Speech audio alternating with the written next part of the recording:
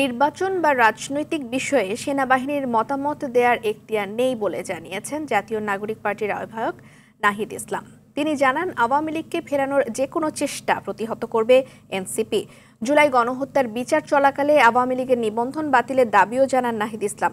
আর দলটির সাধারণ সম্পাদক আক্তার হোসেন জানান, আওয়ামী লীগের বিচার এবং নিষিদ্ধের দাবিতে অব্যাহত থাকবে আন্দোলন। বিস্তারিত জানাচ্ছেন নাজিব ফরায়েজি।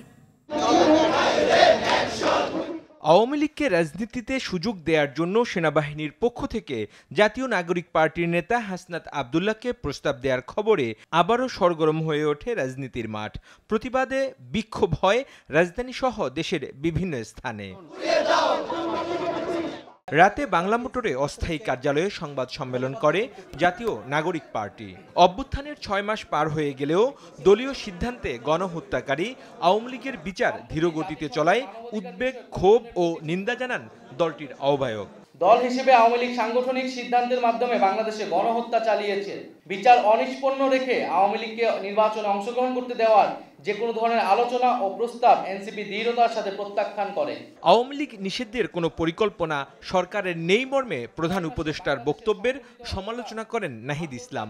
জুলাই গণহত্যা সহ আওয়ামী লীগের আমলে ঘটে যাওয়া হত্যাকাণ্ড ও অনিয়মের বিচার চান তিনি।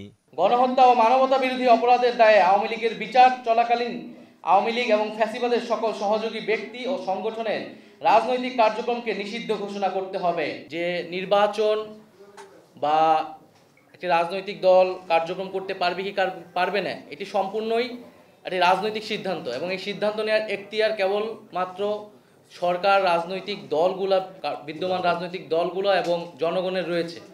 সেখানে সেনাবাহিনী কিংবা রাষ্ট্রীয় এমন কোনো প্রতিষ্ঠান তাদের আসলে এ বিষয়ে কোনো ধরনের মন্তব্য, পরিকল্পনা বা সিদ্ধান্ত প্রস্তাবনা দেওয়ার কোনো ধরনের এখতিয়ার নেই। সেনাবাহিনী রাজনীতিতে হস্তক্ষেপ করতে চাচ্ছে বলে অভিযোগ করেন দলটির নেতা হাসনাত আব্দুল্লাহ।